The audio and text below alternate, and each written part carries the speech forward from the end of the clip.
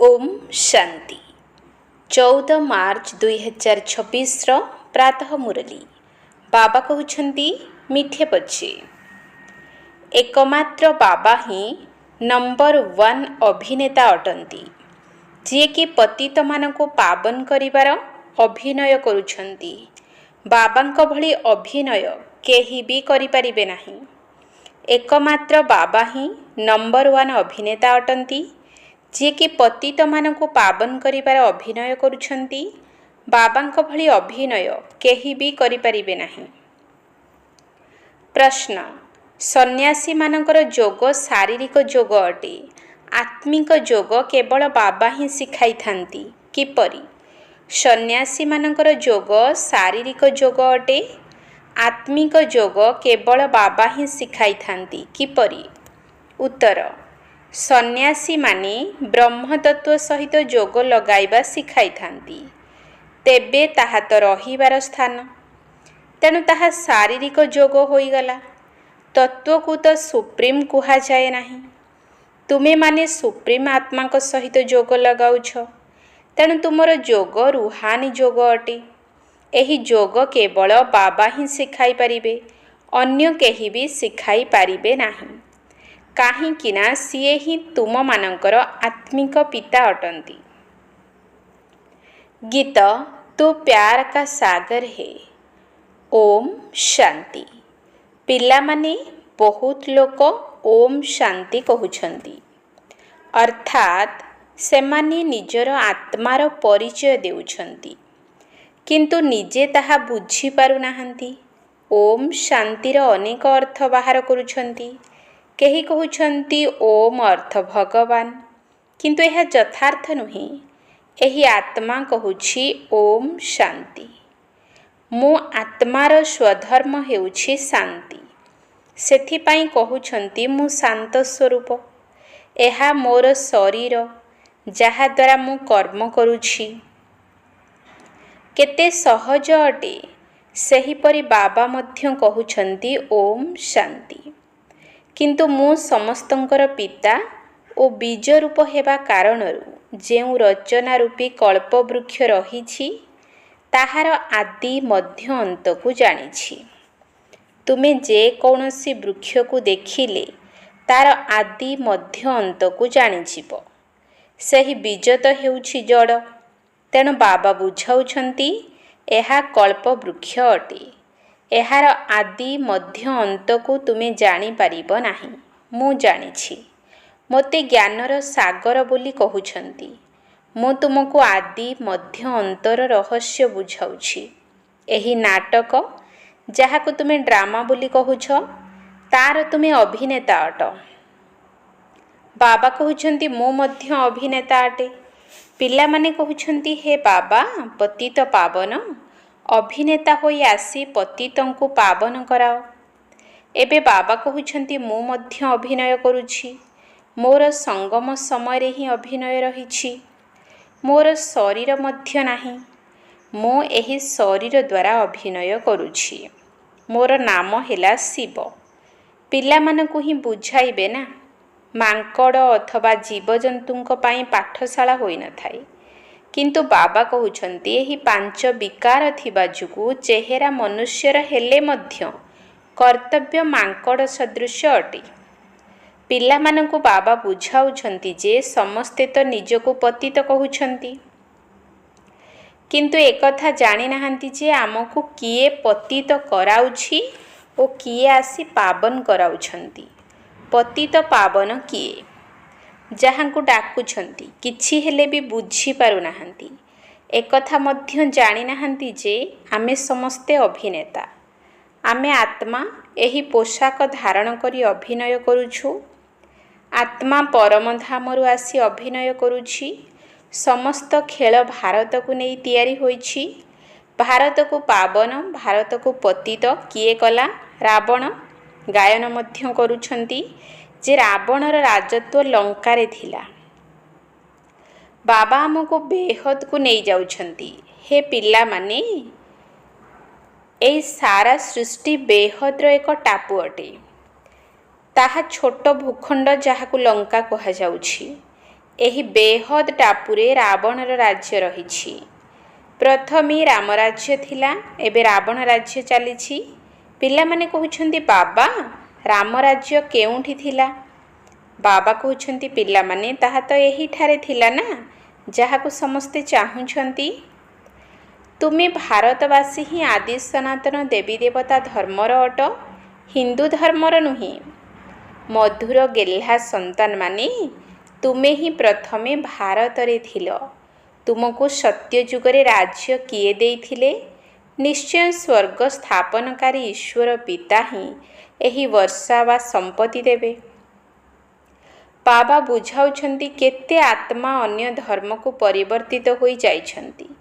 ମୁସଲମାନମାନଙ୍କ ରାଜ୍ୟ ଥିବା ସମୟରେ ବହୁତଙ୍କୁ ମୁସଲମାନ କରିଦେଲେ। ଖ୍ରୀଷ୍ଟିଆନଙ୍କ ରାଜ୍ୟ ଥିବା ସମୟରେ ବହୁତଙ୍କୁ ଖ୍ରୀଷ୍ଟିଆନ କରିଦେଲେ। ବୌଦ୍ଧମାନଙ୍କର ଏଠାରେ ରାଜ୍ୟ ନ ହୋଇ ମଧ୍ୟ ବହୁତଙ୍କୁ ବୌଦ୍ଧ କରିଦେଲେ। ନିଜ ଧର୍ମକୁ ଏହିଭଳି ପରିବର୍ତ୍ତିତ କରିଦେଇଛନ୍ତି। ଆଦି ସନାତନ ଧର୍ମ ପ୍ରାୟ ଲୋପ ହୋଇଯିବା ପରେ ହିଁ ପୁନଃ ଏହି ଧର୍ମର ସ୍ଥାପନା ହେବ। ତେଣୁ ବାବା ସବୁ ଭାରତବାସୀମାନଙ୍କୁ କହୁଛନ୍ତି ଯେ ମଧୁର ସନ୍ତାନମାନେ ତୁମେ ସମସ୍ତେ ଆଦି ସନାତନ ଦେବୀ ଦେବତା ଧର୍ମର ଥିଲ। ତୁମେ 84 ଜନ୍ମ ନେଇଛ। ବ୍ରାହ୍ମଣ, ଦେବତା, କ୍ଷତ୍ରିୟ, ବୈଶ୍ୟ, ଶୂଦ୍ର ଏହିପରି ବର୍ଣ୍ଣରେ ଆସିଛ। ଏବେ ପୁନର୍ବାର ବ୍ରାହ୍ମଣ ବର୍ଣ୍ଣରେ ଆସିଛ ଦେବତା ବର୍ଣ୍ଣକୁ ଯିବା ପାଇଁ।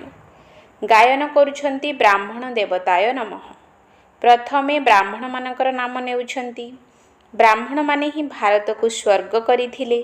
ଏହା ହେଉଛି ଭାରତର ପ୍ରାଚୀନ ଯୋଗ, ଯାହା ଗୀତାରେ ବର୍ଣ୍ଣନା କରାଯାଇଛି। ଗୀତାରେ ବର୍ଣ୍ଣିତ ଯୋଗ କିଏ ଶିଖାଇଥିଲେ? ଏକଥା ଭାରତବାସୀ ଭୁଲି ଯାଇଛନ୍ତି। ବାବା ବୁଝାଉଛନ୍ତି ଯେ ପିଲାମାନେ ମୁଁ ତ ଯୋଗ ଶିଖାଇଥିଲି, ଏହା ହେଲା ଆତ୍ମିକ ଯୋଗ, ବାକି ସବୁ ଶାରୀରିକ ଯୋଗ। ସନ୍ନ୍ୟାସୀ ଆଦି ଶାରୀରିକ ଯୋଗ ଶିଖାଉଛନ୍ତି ଯେ ବ୍ରହ୍ମ ସହିତ ଯୋଗ ଲଗାଅ। ଏହା ତ ଭୁଲ ହୋଇଯାଉଛି। ବ୍ରହ୍ମ ତତ୍ତ୍ୱ ତ ରହିବାର ସ୍ଥାନ ଅଟେ। ବ୍ରହ୍ମ ତତ୍ତ୍ୱ କୌଣସି ସୁପ୍ରିମ ଆତ୍ମା ନୁହେଁ। ବାବାଙ୍କୁ ଭୁଲି ଯାଇଛନ୍ତି। ତୁମେ ମଧ୍ୟ ଭୁଲି ଯାଇଥିଲ। ତୁମେ ନିଜର ଧର୍ମକୁ ଭୁଲି ଯାଇଛ। ଏହା ମଧ୍ୟ ଡ୍ରାମାରେ ନିର୍ଦ୍ଧାର୍ଯ୍ୟ ରହିଛି। ବିଦେଶରେ ଏହି ଯୋଗ ନଥିଲା। ଏହିଠାରେ ହିଁ ହଠ୍ ଯୋଗ ଏବଂ ରାଜଯୋଗ ରହିଛି। ନିବୃତ୍ତି ମାର୍ଗଧାରୀ ସନ୍ନ୍ୟାସୀ କେବେ ରାଜଯୋଗ ଶିଖାଇ ପାରିବେ ନାହିଁ। ଯିଏ ଜାଣିଥିବେ ସେ ହିଁ ଶିଖାଇବେ। ସନ୍ନ୍ୟାସୀମାନେ ତ ରାଜତ୍ୱ ମଧ୍ୟ ଛାଡ଼ି ଦେଉଛନ୍ତି। ଗୋପୀଚନ୍ଦ ରାଜାଙ୍କର ଉଦାହରଣ ରହିଛି ନା, ରାଜତ୍ୱ ଛାଡ଼ି ଜଙ୍ଗଲକୁ ଚାଲିଗଲେ। ଏହାର ମଧ୍ୟ କାହାଣୀ ରହିଛି। ସନ୍ନ୍ୟାସୀମାନେ ତ ରାଜତ୍ୱ ଛଡ଼ାଇଥାନ୍ତି। ସେମାନେ ପୁଣି କିପରି ରାଜଯୋଗ ଶିଖାଇ ପାରିବେ? ବର୍ତ୍ତମାନ ସମ୍ପୂର୍ଣ୍ଣ ବୃକ୍ଷର ଜୀର୍ଣ୍ଣଶୀର୍ଣ୍ଣ ଅବସ୍ଥା ହୋଇଗଲାଣି। ଏବେ ଉପୁଡ଼ିଯିବ। କୌଣସି ବୃକ୍ଷ ଜୀର୍ଣ୍ଣଶୀର୍ଣ୍ଣ ହୋଇଗଲେ ଶେଷରେ ତାହାକୁ ହାଣିବାକୁ ପଡ଼ିଥାଏ। ସେହିପରି ଏହି ମନୁଷ୍ୟ ସୃଷ୍ଟି ରୂପୀ ବୃକ୍ଷ ମଧ୍ୟ ତମୋ ପ୍ରଧାନ ହୋଇଯାଇଛି। ଏଥିରେ କୌଣସି ଶକ୍ତି ହିଁ ନାହିଁ।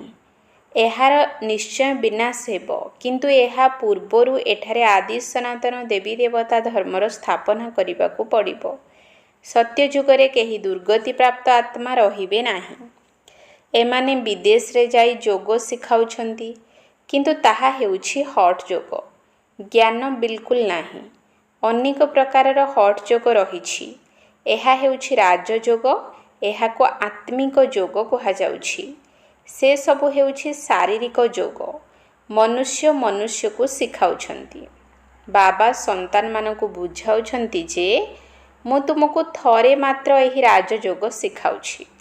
ଆଉ କେହି କଦାଚିତ ଏହା ଶିଖାଇ ପାରିବେ ନାହିଁ। ଆତ୍ମିକ ପିତା ଆତ୍ମିକ ସନ୍ତାନମାନଙ୍କୁ ଶିଖାଉଛନ୍ତି। ମାମେକମ୍ ଅର୍ଥାତ୍ ମୋତେ ମନେ ପକାଇଲେ ତୁମର ସବୁ ପାପ ଧୋଇ ହୋଇଯିବ। ହଠ୍ ଯୋଗୀ କେବେ ଏପରି କହିପାରିବେ ନାହିଁ। ବାବା ଆତ୍ମାମାନଙ୍କୁ ବୁଝାଉଛନ୍ତି। ଏହା ନୂଆ କଥା ଅଟେ। ବାବା ତୁମକୁ ଏବେ ଦେହୀ ଅଭିମାନୀ କରାଉଛନ୍ତି। ବାବାଙ୍କର ଦେହ ନାହିଁ। ଏହାଙ୍କର ଶରୀରରେ ଆସି ଏହାଙ୍କର ନାମ ବଦଳାଇ ଦେଉଛନ୍ତି। ଗୃହସ୍ଥୀମାନେ ଯେତେବେଳେ ସନ୍ନ୍ୟାସୀ ହୋଇଯାଆନ୍ତି, ସେତେବେଳେ ମରଯିବା ହୋଇଗଲେ ତାପରେ ଗୃହସ୍ଥ ଆଶ୍ରମ ଛାଡ଼ି ନିବୃତ୍ତି ମାର୍ଗ ନେଇଥାନ୍ତି। ତେଣୁ ତୁମେ ମଧ୍ୟ ମରଯିବା ହେବା ପରେ ତୁମର ନାମ ବଦଳି ଯାଉଛି। ଆରମ୍ଭରୁ ବାବା ସମସ୍ତଙ୍କର ନୂତନ ନାମ ଦେଉଥିଲେ। ଯେତେବେଳେ ଆଶ୍ଚର୍ଯ୍ୟ ଭାବେ ଶୁଣିଲେ, ଅନ୍ୟମାନଙ୍କୁ ଶୁଣାଇଲେ, ପୁଣି ପଳାଇଲେ, ତେଣୁ ନାମ ଦେବା ବନ୍ଦ ହୋଇଗଲା। ସେଥିପାଇଁ ବାବା କହୁଛନ୍ତି ଯେ ମୁଁ ନାମ ପରିବର୍ତ୍ତନ କରିବି, ପୁଣି ଛାଡ଼ି ଚାଲିଯିବେ, ତେବେ ନାମ ରଖିବା ଫାଲତୁ ହୋଇଯିବ। ପ୍ରଥମେ ଆସୁଥିବା ଆତ୍ମାମାନଙ୍କର ଯେଉଁ ନାମ ରଖାଯାଇଥିଲା ତାହା ବହୁତ ରମଣୀୟ ଥିଲା। ଏବେ ନାମ ରଖୁନାହାନ୍ତି। ଯିଏ ସର୍ବଦା ସ୍ଥାୟୀ ଭାବେ ରହିବେ ତାଙ୍କର ରଖାଯିବ।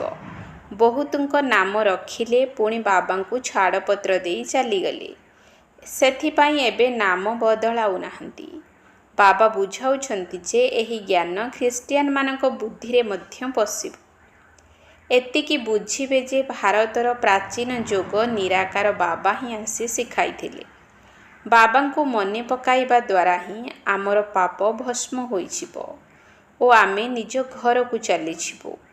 ଯିଏ ଏହି ଧର୍ମର ହୋଇ ପରିବର୍ତ୍ତିତ ହୋଇଯାଇଥିବେ ସେ ରହିଯିବେ। ତୁମେ ଜାଣିଛ ଯେ ମନୁଷ୍ୟ ମନୁଷ୍ୟର ସଦ୍ଗତି କରିପାରିବେ ନାହିଁ।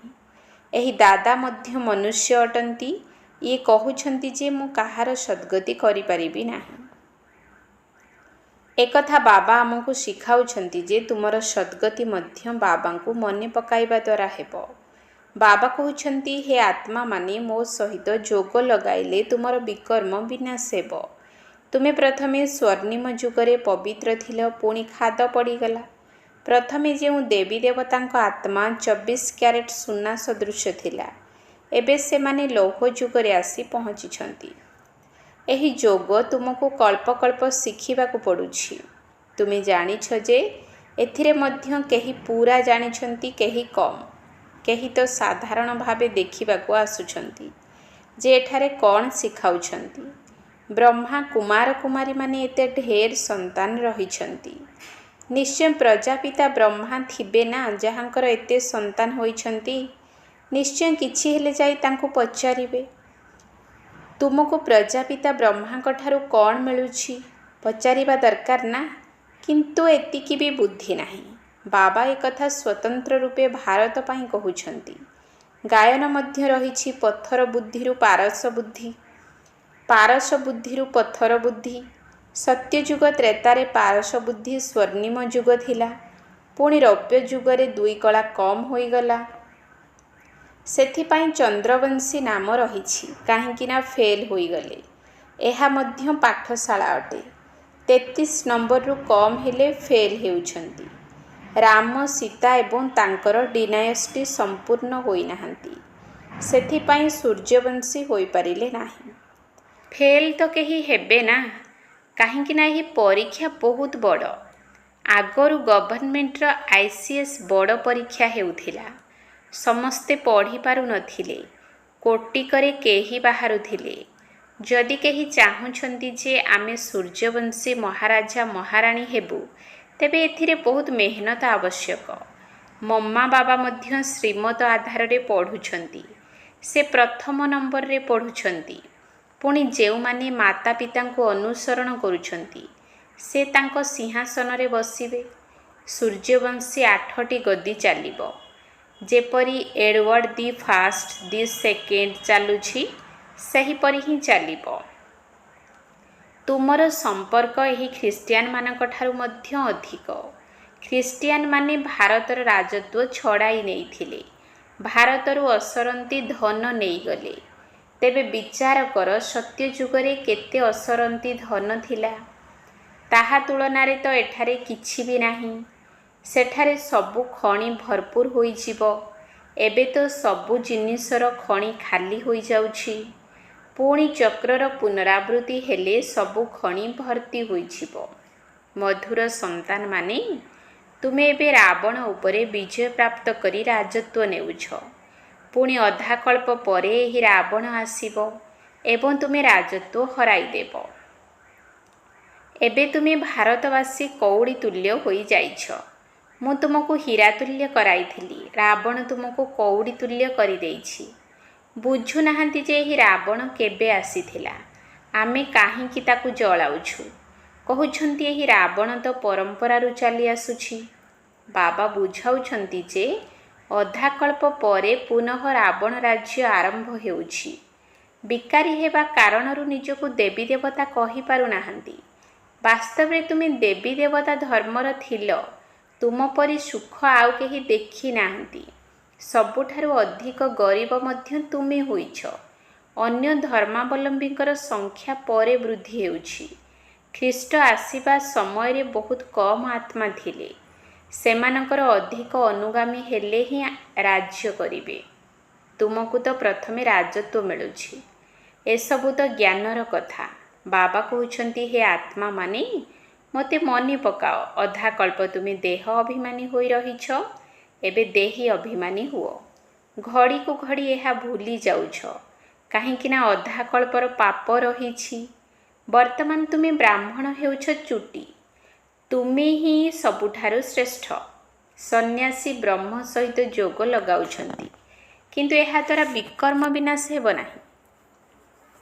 ପ୍ରତ୍ୟେକଙ୍କୁ ସତୋ ରଜୋ ତମୋ ଦେଇ ନିଶ୍ଚୟ ଗତି କରିବାକୁ ପଡ଼ିବ।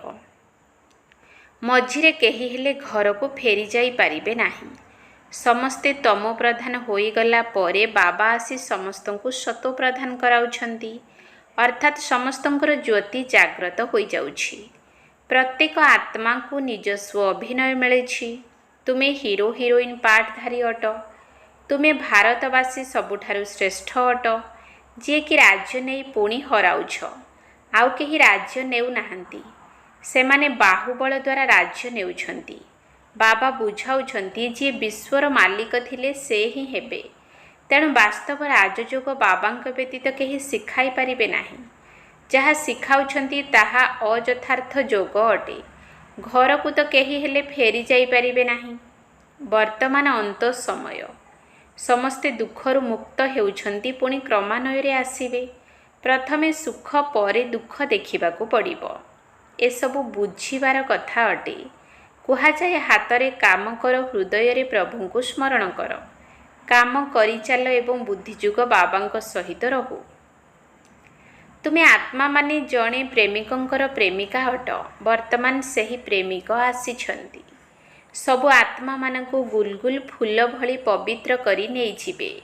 ଅବିନାଶୀ ପ୍ରିୟତମ ଓ ପ୍ରିୟତମା ଅଟନ୍ତି। କହୁଛନ୍ତି, ମୁଁ ସମସ୍ତଙ୍କୁ ନେଇଯିବି। ପୁଣି ପୁରୁଷାର୍ଥର କ୍ରମ ଅନୁସାରେ ଯାଇ ପଦ ପାଇବେ। ଭଲେ ଗୃହସ୍ଥରେ ରୁହ, ପିଲାମାନଙ୍କୁ ସମ୍ଭାଳ। ହେ ଆତ୍ମା, ତୁମର ହୃଦୟ ବାବାଙ୍କ ଆଡ଼କୁ ରହୁ। ଏହି ଅଭ୍ୟାସ କରିଚାଲ। ପିଲାମାନେ ଜାଣିଛନ୍ତି, ଏବେ ଆମେ ବାବାଙ୍କୁ ମନେ ପକାଇବା ଦ୍ୱାରା ସ୍ୱର୍ଗବାସୀ ହେଉଛୁ। ଛାତ୍ରମାନେ ତ ବହୁତ ଖୁସିରେ ରହିବା ଉଚିତ। ଏହା ତ ବହୁତ ସହଜ ଅଟେ। ଡ୍ରାମା ଅନୁସାରେ ସମସ୍ତଙ୍କୁ ରାସ୍ତା ବତାଇବାକୁ ହେବ। କାହା ସହିତ ଯୁକ୍ତିତର୍କ କରିବାର ଆବଶ୍ୟକତା ନାହିଁ। ଏବେ ତୁମ ବୁଦ୍ଧିରେ ସମସ୍ତ ଜ୍ଞାନ ଆସିଗଲାଣି। ମନୁଷ୍ୟ ରୋଗରୁ ମୁକ୍ତ ହେଲେ ଧନ୍ୟବାଦ ଦେଇଥାନ୍ତି। ଏଠାରେ ତ ସାରା ଦୁନିଆ ରୋଗୀ ଅଟେ। ଅଳ୍ପ ସମୟରେ ଜୟଜୟକାର ହୋଇଯିବ। ଆଚ୍ଛା, ମିଠା ମିଠା ଶିକିଲ ଦେ ସନ୍ତାନମାନଙ୍କ ପ୍ରତି। ମାତା ପିତା ବାପଦାଦାଙ୍କର ମଧୁର ସ୍ନେହ ସମ୍ପନ୍ନ ଶୁଭେଚ୍ଛା ଏବଂ ସୁପ୍ରଭାତ। ଆତ୍ମିକ ପିତାଙ୍କର ଆତ୍ମିକ ସନ୍ତାନମାନଙ୍କୁ ନମସ୍ତେ। ଆତ୍ମିକ ସନ୍ତାନମାନଙ୍କର ଆତ୍ମିକ ବାପଦାଦାଙ୍କୁ ନମସ୍ତେ ନମସ୍ତେ ନମସ୍ତେ। ସୁପ୍ରଭାତ। ଧାରଣା ପାଇଁ ମୁଖ୍ୟ ସାର। 1 ନମ୍ବର ପଏଣ୍ଟ। ସଚ୍ଚା ସଚ୍ଚା ପ୍ରେମିକା ହୋଇ ହାତ ଦ୍ୱାରା କର୍ମ କରୁଥିବା ସମୟରେ ବୁଦ୍ଧିରେ ପ୍ରେମିକଙ୍କୁ ମନେ ପକାଇବାର ଅଭ୍ୟାସ କରିବାକୁ ହେବ। ବାବାଙ୍କୁ ମନେ ପକାଇ ଆମେ ସ୍ୱର୍ଗବାସୀ ହେଉଛୁ, ଏହି ଖୁସିରେ ରହିବାକୁ ହେବ। ସଚ୍ଚା ସଚ୍ଚା ପ୍ରେମିକା ହୋଇ ହାତ ଦ୍ୱାରା କର୍ମ କରୁଥିବା ସମୟରେ ବୁଦ୍ଧିରେ ପ୍ରେମିକଙ୍କୁ ମନେ ପକାଇବାର ଅଭ୍ୟାସ କରିବାକୁ ହେବ। ବାବାଙ୍କୁ ମନେ ପକାଇ ଆମେ ସ୍ୱର୍ଗବାସୀ ହେଉଛୁ, ଏହି ଖୁସିରେ ରହିବାକୁ ହେବ। 2 ନମ୍ବର ପଏଣ୍ଟ। ସୂର୍ଯ୍ୟବଂଶୀ କୂଳରେ ସିଂହାସନ ଅଧିକାରୀ ହେବା ପାଇଁ ମାତା ପିତାଙ୍କୁ ପୂରା ଅନୁକରଣ କରିବାକୁ ହେବ। ବାବାଙ୍କ ଭଳି ନଲେଜଫୁଲ୍ ଅର୍ଥାତ୍ ଜ୍ଞାନବାନ ହୋଇ ସମସ୍ତଙ୍କୁ ରାସ୍ତା ବତାଇବାକୁ ହେବ। ସୂର୍ଯ୍ୟବଂଶୀ କୂଳରେ ସିଂହାସନ ଅଧିକାରୀ ହେବା ପାଇଁ ମାତା ପିତାଙ୍କୁ ପୂରା ଅନୁକରଣ କରିବାକୁ ହେବ। ବାବାଙ୍କ ଭଳି ନଲେଜଫୁଲ୍ ଅର୍ଥାତ୍ ଜ୍ଞାନବାନ ହୋଇ ସମସ୍ତଙ୍କୁ ରାସ୍ତା ବତାଇବାକୁ ହେବ। ବରଦାନ ମୁକୁଟ ଏବଂ ତିଳକକୁ ଧାରଣ କରି ବାପ ଦାଦାଙ୍କର ସହଯୋଗୀ ହେଉଥିବା ହୃଦୟ ସିଂହାସନ ଅଧିକାରୀ ଭବ।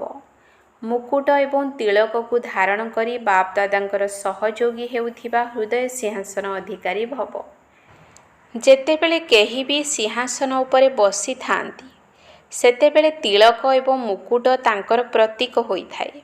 ସେହିପରି ଯେଉଁମାନେ ହୃଦୟ ସିଂହାସନର ଅଧିକାରୀ ଅଟନ୍ତି ସେମାନଙ୍କର ମସ୍ତକରେ ସର୍ବଦା ଅବିନାଶୀ ଆତ୍ମାର ସ୍ଥିତିର ତିଳକ ଦୂରରୁ ହିଁ ଚମକୁଥିବାର ଦେଖାଯାଇଥାଏ।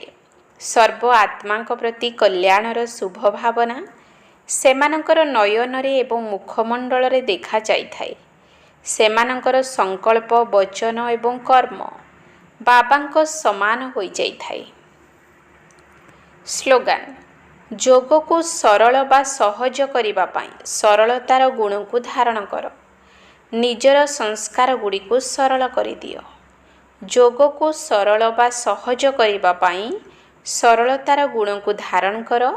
ନିଜର ସଂସ୍କାର ଗୁଡ଼ିକୁ ସରଳ କରିଦିଅ। ଅବ୍ୟକ୍ତ ଇଶାରା ନିଶ୍ଚୟର ମୂଳଦୁଆକୁ ମଜବୁତ କରି ସର୍ବଦା ନିର୍ଭୟ ଏବଂ ନିଶ୍ଚିନ୍ତ ରୁହ। ବିଜୟୀ ହେବାର ମୂଳଦୁଆ ବା ଆଧାର ହେଲା ନିଶ୍ଚୟ। ଯଦି ମୂଳଦୁଆ ମଜବୁତ ଥିବ ବିଲ୍ଡିଂ ହଲି ପାରିବ ନାହିଁ, ତେଣୁ ନିଶ୍ଚିନ୍ତରେ ରହିପାରିବ।